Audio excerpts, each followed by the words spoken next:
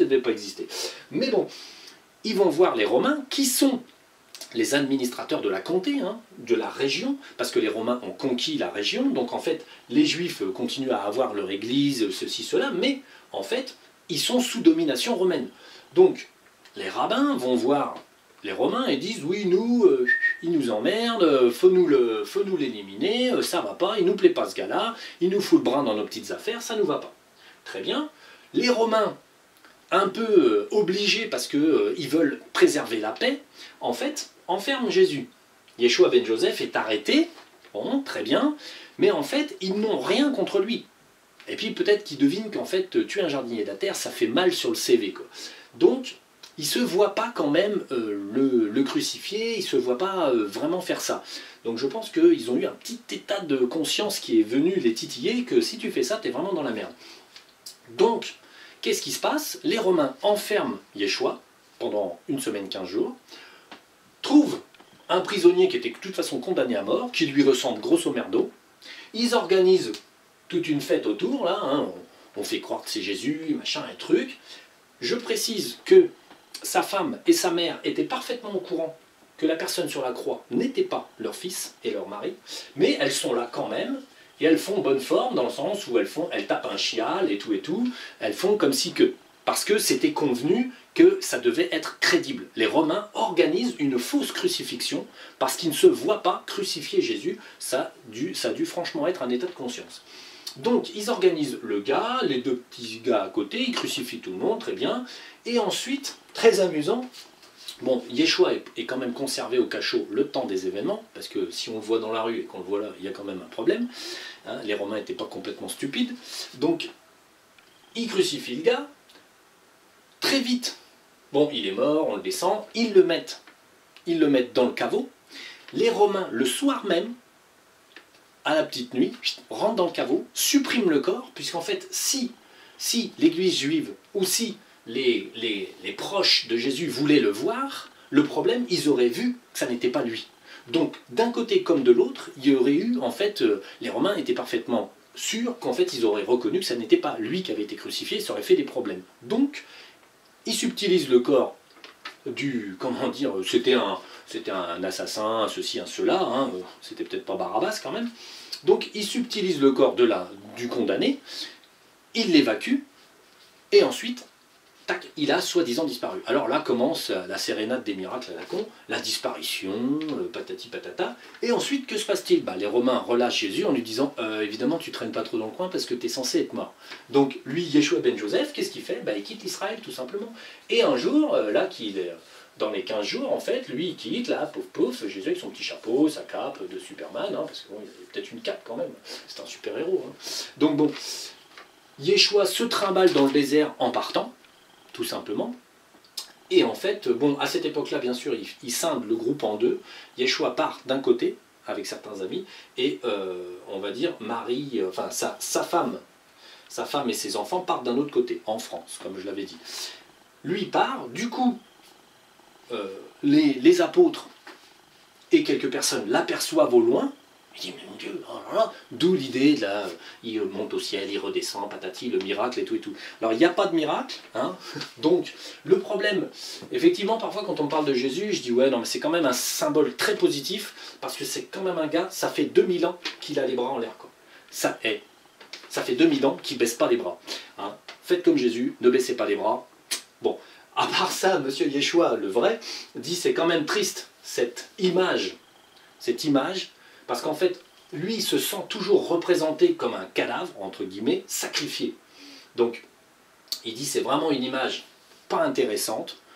Il est navré de cette image, lui-même, Yeshua, il dit, c'est vraiment une image stupide, en fait. Et ensuite, il faut quand même préciser que la religion catholique est donc fondée, d'abord, sur l'assassinat de quelqu'un. En plus, l'image et le concept de la crucifixion n'ont jamais existé. Et ce qui est intéressant, c'est qu'on bâtit une église sur un mendiant ou un assassin. Hein. L'église a pour symbole un pauvre type qu'on a tué à la place de quelqu'un d'autre. C'est lamentable. Enfin bref, franchement, c'est typique de l'église catholique, puisqu'après, c'est assez c'est assez intéressant. Comme ça, bêtement, je vois un reportage à la télé sur Rocamadour, donc le Saint Amadour ou je sais pas quoi. J'ai dit bon tiens c'est marrant, tiens on va aller voir, c'est peut-être parce que l'histoire de Saint Amadour, bon c'est le gars qu'on a retrouvé bêtement dans une cavité rocheuse, il était en parfait état de conservation. D'où un miracle soi-disant, et patati et patata, enfin un mythe bâti sur un mythe. Donc on est allé voir en fait qu'est-ce qui s'était passé à Saint-Amadour, là, quel était le gars et qu'est-ce qui s'est passé. Eh bien à peu près la même chose qu'ici, sauf que là c'était des moines qui trouvaient qu'ils gagnaient pas de rond en fait. L'église de Rocamadour, elle était grande comme un mouchoir de poche, pas plus grande que ma chambre, et du coup en fait, eh ben, ils étaient sur la route de Saint-Jacques-de-Compostelle, mais ça rapportait pas une thune. Donc ils se sont dit, quand on n'a pas de miracle, eh ben, faut en faire un.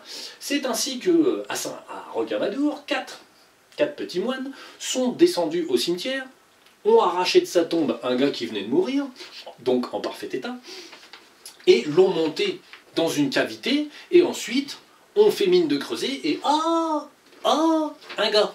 Alors qu'ils ont plus ou moins relié au Christ, que c'était un pote et tout, enfin bref quoi. En fait, on assiste toujours à la même chose, c'est-à-dire un gros montage, grossier, et qui avec 100 ans, 200 ans, 300 ans, 500 ans, plus personne ne sait rien. Les restes de Saint-Amadour, qui n'étaient qu'en fait un pauvre mendiant paysan qui était mort, un indigent, en fait, qui était mort là, hein, il n'y a pas si longtemps que ça, ont été canonisés, bordel et son train, hein, c'est vraiment lamentable. L'Église catholique fait partie des églises les plus mensongères, les plus manipulatrices de toute l'histoire de l'humanité. L'humanité connue, hein, ces 2000 dernières années. Quoi. On va dire, les musulmans, au moins, n'ont pas inventé tout un tas de conneries. Bon, Mahomet n'était pas celui qu'il croyait, mais ceci dit, au moins, ils n'ont pas inventé tout un tas de conneries supplémentaires avec des tas de reliques qui ne veulent rien dire, puisqu'en fait, à chaque fois qu'on trouvait un gars, quand on avait besoin de pognon, on le mettait saint, on le mettait relique, on faisait n'importe quoi. Tout ça, c'était pour argent, titre et pouvoir. Je tenais à préciser quand même pour Noël, quand même, donc, Yeshua ben Joseph n'est jamais passé sur la croix parce que les Romains avaient une certaine idée à l'époque de la justice et c'est mieux pour Yeshua parce que ça y a évité de finir comme ça. Voilà, ça n'a jamais existé et bon, c'est amusant puisque bon là, la seule personne qui pouvait donc nous dire vraiment la vérité, c'était lui en direct. Donc, mais prenez bien cet exemple à une question posée, si on part du concept que Yeshua, forcément, a fini sur la croix, on le voit. Mais, effectivement, on ne cherche pas à savoir si c'est vraiment lui. Donc, on ne se pose pas plus fort la question. Et après, si on se dit non, il n'a pas pu être crucifié, effectivement, on le voit pas crucifié. Donc, on voit une version, on voit une autre, les deux sont vrais. Il y a bien quelqu'un en nom et place de Jésus qui a été crucifié. Mais ce n'était pas lui. Alors après, si on ne demande pas au principal intéressé, effectivement, on n'a pas tout le subterfuge utilisé par les Romains pour faire croire qu'eux et patati et patata. Ils ont contenté l'église juive, qui se dit ouais, c'est bon, c'est débarrassé de cet être beaucoup trop lumineux, et en même temps, bon, Yeshua, il lui arrive rien, bon, il est un peu obligé de partir. Alors, sachant qu'entre l'arrivée de Yeshua en Israël et le fait qu'il s'en aille, il ne s'est pas passé plus de 5-6 ans. Donc c'est pour ça qu'il n'a pas eu le temps de faire bâtir une église, et patati et patata, et avec ceci et cela, et patati et patata. Les mensonges, les mensonges, les mensonges. Tout est une création de mensonges par-dessus mensonges. Et qui va vous dire ah ben non mais ça c'est un mensonge, ah ben ça c'est vrai. Seule une personne qui va dans les terres et qui s'applique à toujours trouver la bonne question pour avoir la bonne réponse et à chercher toujours est-ce que je ne me serais pas trompé. Là, moi, j'avais rien dit, on n'était pas sûr, parce que simplement, j'avais deux versions différentes. Donc, d'où l'idée de demander au principal intéressé. Comme ça, au moins, on sait, on n'est pas dans le doute. Donc voilà, monsieur Yeshua ben Joseph n'a jamais fini sur la croix. Mais ne perdez pas espoir, quand même, 2000 ans les bras en l'air, c'est un mec costaud. C'est vraiment, moi c'est le seul symbole dans la croix que je vois de positif, c'est quand même il a jamais baissé les bras en 2000 ans, c'est le seul truc qui m'a toujours fait marrer, et c'est tout. Mais c'est quand même navrant en termes de symbole. Avoir un symbole d'un type mort sur une croix, ça fait plus penser à une menace. Le prochain qui joue le Messie, je le tue. Donc je ne jouerai pas le Messie, hein, donc bon, voilà, je suis désolé, on ne fera pas ça. Alors, monsieur Yeshua ben Joseph, c'est bon, Rocamadour, c'est vu. C'était... je ne vais pas perdre mon temps à vérifier tous les saints trusquins et les saints magouilles de l'Église catholique, ça ne m'intéresse pas. C'est pas, franchement, c'est franchement pas intéressant. Donc, on va essayer d'aller dans l'ordre. Dans l'ordre. Oh oui, nous on a, bah oui, enfin, donc, on a un peu pété la gueule à Harpe ces derniers temps.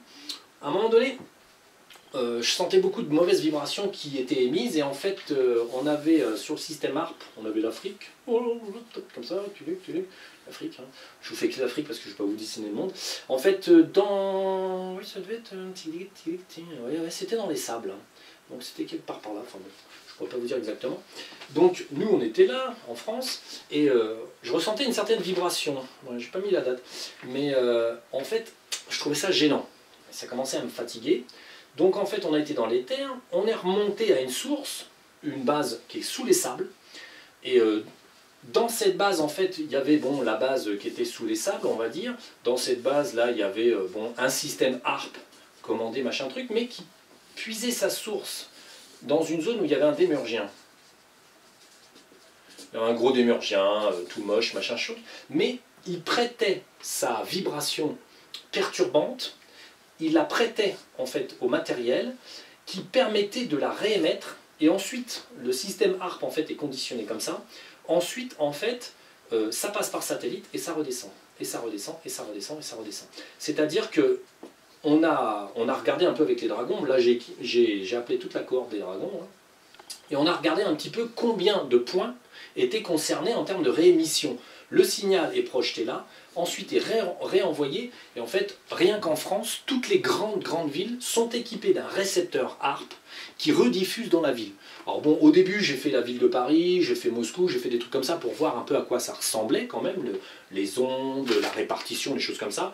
Et puis ensuite, on a, avec la cohorte des dragons, toute l'armada, on a nettoyé la planète entière, c'est-à-dire qu'on a détruit le démurgien, ce qui fait qu'il n'est plus capable d'émettre, et à chaque fois, les parties métaphysiques des installations, parce qu'il faut toujours qu'il y ait, on va dire, une partie métaphysique, entre guillemets. Le système Harpe, ce sont des ondes, effectivement, mais si on détruit aussi le concept du démurgien, donc la fréquence du démurgien, on est arrivé à alléger Harpe sur son concept métaphysique, c'est-à-dire qu'on ressent beaucoup moins les vibrations de Harpe, c'est moins lourd, moins pesant, et nous, on a nettoyé donc tout le globe de cette répartition métaphysique, en fait, véritablement plutôt quatrième dimension démurgienne, et en fait, on a véritablement gommé tout ça. Donc ça a été fait, ce qui rend le système plus léger. Harpe émet encore, mais n'a plus de constituantes démurgiennes à l'intérieur, ce ne sont que des fréquences physiques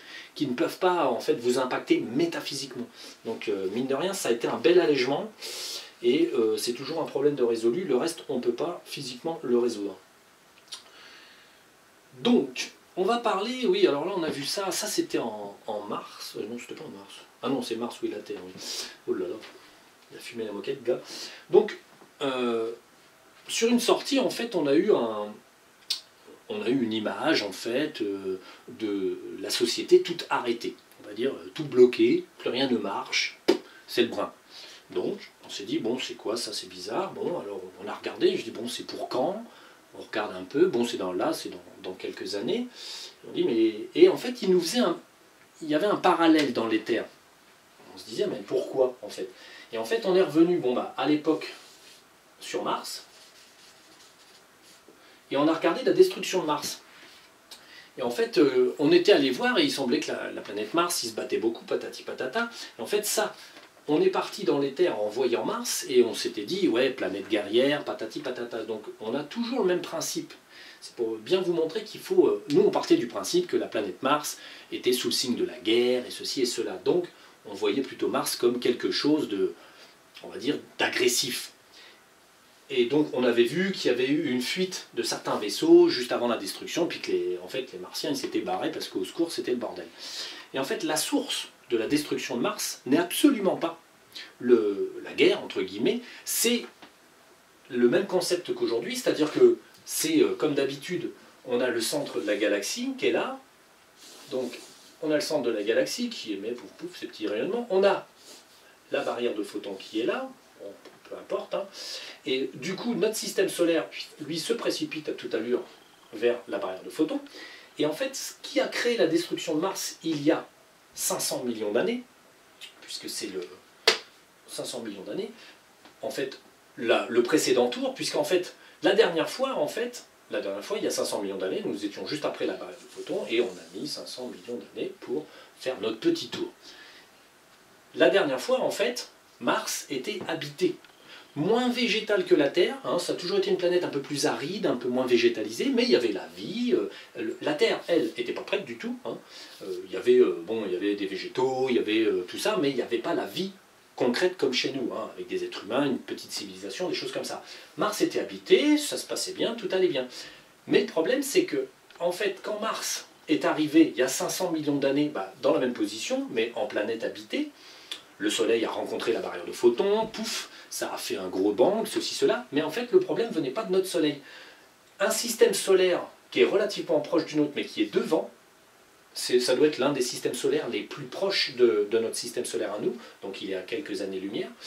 En fait, ce Soleil-là, quand il est rentré en contact avec la barrière de photons, était trop vieux, trop instable. Du coup, au lieu de passer le cap et que ça se passe difficilement, mais bien quand même, puisqu'il y a restructuration, ce Soleil-là, en fait, a explosé.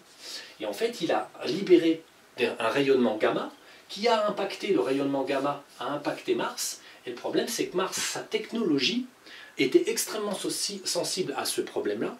Et en fait, la planète entière a été en fait pulvérisée au niveau technologique. C'est-à-dire que leur énergie, c'était peut-être pas du nucléaire, c'était peut-être autre chose de plus avancé quand même, parce qu'ils avaient quand même les moyens de se déplacer dans l'espace.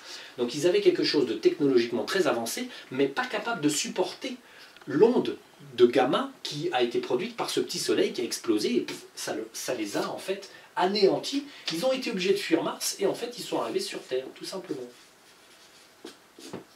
En accord avec les jardiniers de la Terre, ils ont commencé à ensemencer la nouvelle race humaine. Les jardiniers de la Terre ont amené, on va dire, des petits gars, des petits bonhommes sur Terre, pour qu'on en fasse quelque chose, et les Martiens ont participé à ça en mélangeant leur ADN. Donc, messieurs, mesdames, vous avez de l'ADN martien en vous. Alors les Martiens étaient légèrement plus grands, plus filiformes et plus légers, entre guillemets, mais ils étaient quand même, on a mélangé certaines personnes, on va dire, ont certainement des petites parts d'ADN martienne dans leurs veines et dans leurs petites cellules. Et en fait, donc la destruction a bien eu lieu, mais en fait, ils ont fui Mars, ils sont venus sur Terre. Ceux de Mars, ils sont certainement morts au bout d'un certain temps, bien sûr, mais ils ont participé à l'élaboration de la première espèce il y a 500 millions d'années. Voilà, la première espèce a été posée un petit peu, quelque chose de propre, à partir d'une souche de gens évolués quand même, qui avaient une génétique supérieure. Donc voilà. Donc le rayonnement gamma qui a détruit Mars, en fait, on va se le taper, puisqu'il va se reproduire le même scénario. Nous, on est là, il y a un petit système solaire qui doit être proche, le Soleil est fatigué. Je l'ai déjà visité 2 fois, parce qu'il y a des démurgiens qui l'attaquent, mais bon, on va dire, moi je vois très bien, bon, vous voyez, dans les terres, bon, moi comme je vois bien les démurgiens, je voyais bien la surface du Soleil ici, puis je voyais des petits démurgiens qui arrivaient, tac, tac, et puis ensuite qui s'étendent, puisqu'ils arrivent avec une sorte de germe, entre guillemets, un œuf, puis ensuite, tac, le démurgien s'installe et commence à grignoter le Soleil. Mais par rapport à notre Soleil, ce Soleil-là, il était plutôt terne, je sentais bien qu'il n'était pas tip-top. Alors la première fois, on y a été, on a nettoyé tous ces petits démurgiens, bon, très bien, puis on est reparti. Le lendemain, je ferme les yeux, repatata, d'autres démurgiens. Je dis, ah non, c'est pas possible. Donc du coup, j'ai demandé un petit peu avec les dragons, tout ça, on a dit, mais c'est lui qui va exploser, mais là, dans 6 ans, il va exploser, mais je vais pas lui retirer des démurgiens tous les jours, on n'a pas que ça à faire, et puis bon, c'est le cycle normal d'un soleil qui s'éteint quand il n'est plus assez puissant, simplement il se fait un peu envahir. Ceci dit, quand il va exploser, tous les démurgiens vont s'évaporer. Donc de toute façon, comme il va arriver dans la barrière de photons, c'est ça qui va fragiliser le Soleil, il va exploser, et il va en fait balayer la Terre, tout pareil, hop, hop, hop, des ondes gamma. Alors les gamma, ce sont des ondes qui sont très hautes en fréquence, qui sont assez dangereuses, on va dire, pas pour, ça ne va pas vous tuer vous, mais en fait les ondes gamma, en fait simplement, vont anéantir la technologie humaine, c'est-à-dire tout ce qui concerne, on va dire, je ne sais pas ce qui va rester, un tracteur de 1940 peut-être démarrera encore, mais par contre tout ce qui contient une puce, n'importe quel condensateur, puce, transistor ou autre, tout ce qui est électronique ne fonctionnera plus. Ce, un an, à peu près 12 mois avant la barrière de photons. Avant le grand ramassage, l'humanité va vivre un an sans technologie. Je vous conseille de ne pas traîner en ville. Franchement, ça va pas être beau à voir. Donc ça c'est, on va dire, dans les petites péripéties de la planète Terre, on va dire le rayonnement gamma va ramener les gens, on va dire, au XVIIIe siècle, hein, enfin plutôt, allez, début 19e, fin 18e, enfin ouais, début 20e même. Hein. Début 20e, voilà, début 20e, tout le monde comme ça. Bon, je dis pas qu'on peut pas réparer quelque chose, puisque bon, un véhicule très simple, des véhicules très simples, des choses comme ça, mais ça va être, il faut quand même se projeter, on va dire, à travers l'événement. Si on enlève l'électricité dans les villes, si on enlève donc l'électricité, les congélateurs, tout ça, quoi, tout le stockage alimentaire et toutes ces choses-là, et je garantis pas que ça soit le calme le plus olympien. Bon, au passage, on enlèvera le pouvoir à tous ces imbéciles de gouvernement, d'Illuminati et tout ça, puisqu'ils n'auront plus de moyens de... Et puis leur argent virtuel aussi va disparaître. D'ailleurs, le vôtre aussi, hein, votre banque n'aura plus d'argent, parce que l'argent est plus virtuel que physique. Donc je dirais, voilà, c'est une bonne nouvelle, mais ça va un peu compliquer la vie de tous les jours quand même. Hein. Ça va donner un petit coup de chaud, c'est ce qui a été annoncé, on va dire, dans les prophéties diverses et variées, comme la période où ça va être le grand ramdam, on va dire, surtout du côté humain. Là, ça va être, imaginez les êtres humains si on leur enlève la fée électrique et tout ce qui va avec. Et un peu paumé, quoi. Donc je vous conseille d'habiter à la campagne et de ne pas trop compter sur le pognon pour un an avant la barrière de photons. Donc, après, dans le bon ordre... Ah oui. Connecté à ça, il faut savoir que sur Terre, on a 12 crânes de cristal, et que dernièrement, on va dire, si on prend la Terre, on fait comme ça, et on met une aiguille, et si on met des crânes de cristal, si on en met 12, donc 4, 5, 6, 7, ah non, ça va pas, 1, 2, 3, 1, 2, 3, 4, oui, 5, 6, 7, 8, non, c'est 6 ici, oh là là, 3, 6, 9, 12, oui. Donc ça nous fait 1, 2, 3, 4, 5, 6, 7, 8, 9, 10, 11 et 12. Donc on va dire qu'aujourd'hui on est à l'heure où le premier crâne de cristal sur Terre a été activé, puisque les crânes de cristal participent à l'horloge, tic-tac, on va dire des événements. Donc c'est celui de Paris. Effectivement, c'est le seul qui a été trouvé par les humains, qui est stocké du côté du Louvre et tout, quoi. Donc ce crâne-là a été activé. Alors autant vous dire que pour le commun des mortels qui passe à côté du crâne, il ne se passe rien. Hein. Il est toujours pareil, il ne brille pas, il ne produit pas d'effet boréal ou quoi que ce soit. Mais simplement, il est activé, chargé. C'est Pallium, l'être dont je vous disais qui vient de la planète Pallium, là, le grand être. Lui s'est beaucoup renforcé ces derniers temps, depuis qu'on a pas mal nettoyé tout le phénomène galaxie et puis les planètes connectées. Il s'est beaucoup renforcé, il est passé, on va dire, entre guillemets, activer le crâne de cristal, et il repassera régulièrement, activer les autres, jusqu'au dernier événement, où tous les crânes de cristal en fait seront activés et en plein fonctionnement. Donc voilà, c'est à ça que ça sert aussi, ça accompagne, on va dire, une sorte d'événement hein, qui est la barrière de photons, l'activation d'une énergie positive. Alors là, oui, un événement de base, nous avions événement de base. Il est où lui? Ah oui. Alors, une fois on est sorti, puis on a vu que, en fait, on est sorti dans une vie ancienne, viking, et donc, bon, très bien, et du coup, quand on était dans une vie viking, comme c'était des vikings qui venaient d'Islande, on est tombé un petit peu, on est un petit peu tombé sur une actualité, entre guillemets. On a un volcan en Islande, d'ici 2-3 mois, qui va érupter suffisamment, on va dire, pour foutre un peu le brin. Donc, d'ici 2-3 mois, à peu près, il y a un volcan islandais qui va... Bon. Alors, je ne sais pas lequel, on ne précise pas à ce point-là, si c'est le Jokul, ou si c'est le machin, ou le truc, j'en sais rien. Hein. Bon, ceux que ça intéresse peuvent toujours aller gratter du côté par là, mais bon, l'idée c'est qu'il va érupter, il va nous mettre une bonne bordée, quoi. Il va certainement un peu perturber le trafic aérien. Donc voilà.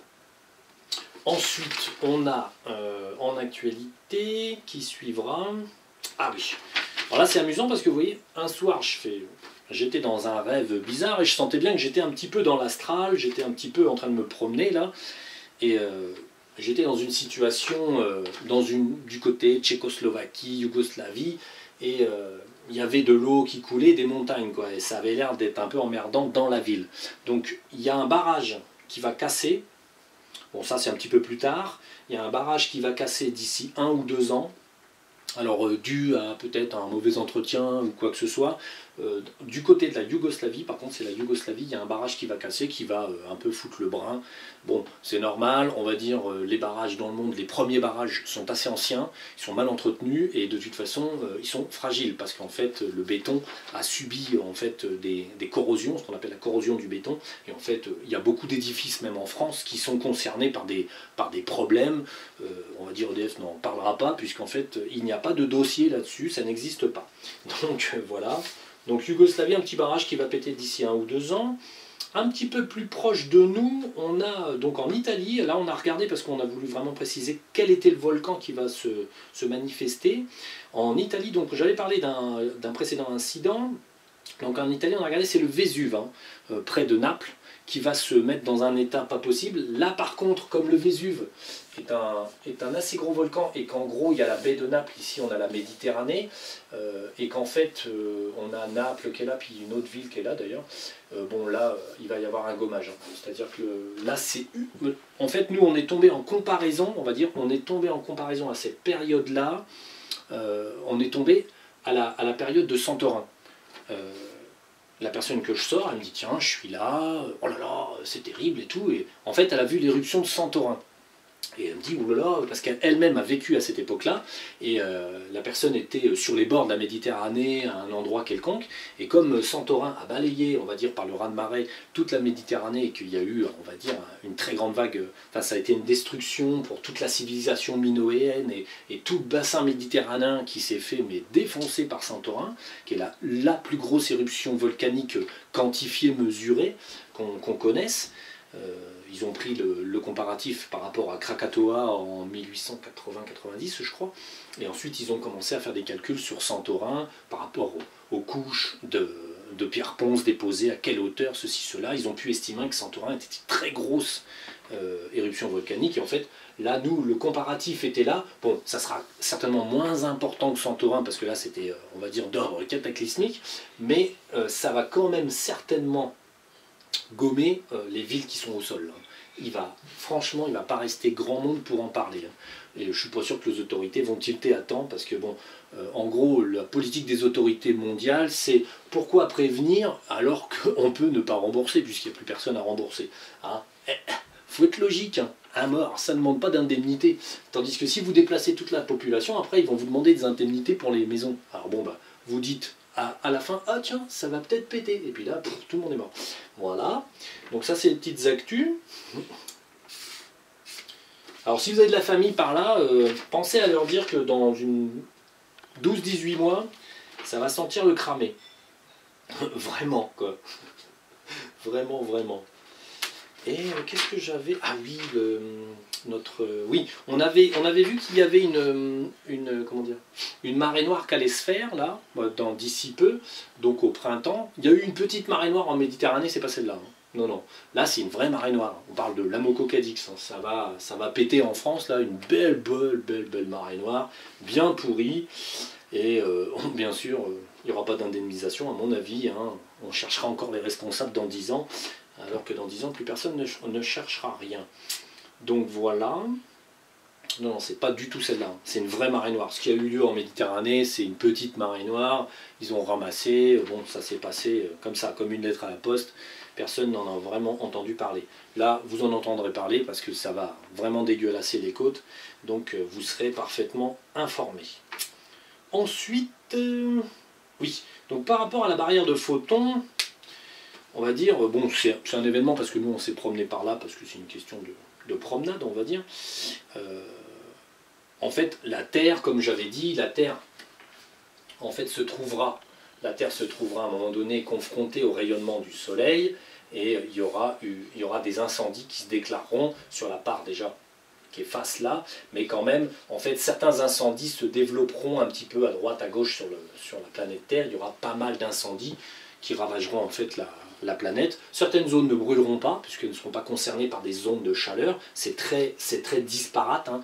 On ne peut pas dire que là ça brûlera, là oui, là non, là ceci, là cela. Bon, on peut dire que ceux qui sont face au soleil, les États-Unis seront un peu dans la merde, mais parce que ça va vraiment brûler là. Mais il y aura quand même des survivants, c'est ça le plus étonnant.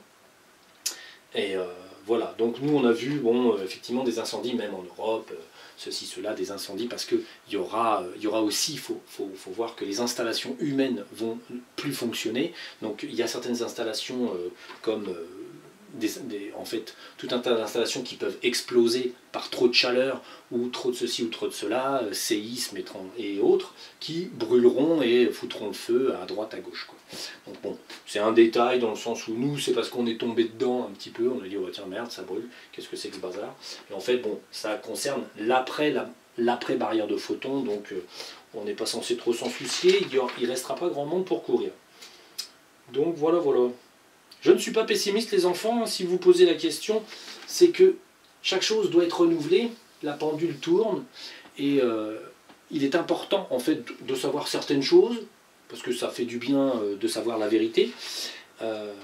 J'ai un petit témoin de Jéhovah qui est passé hier, là, il a essayé de me parler de tout un tas de choses. J'ai dû le démoraliser quand même, parce que je lui ai dit qu'il allait falloir serrer les fesses dans 7 ou 8 ans.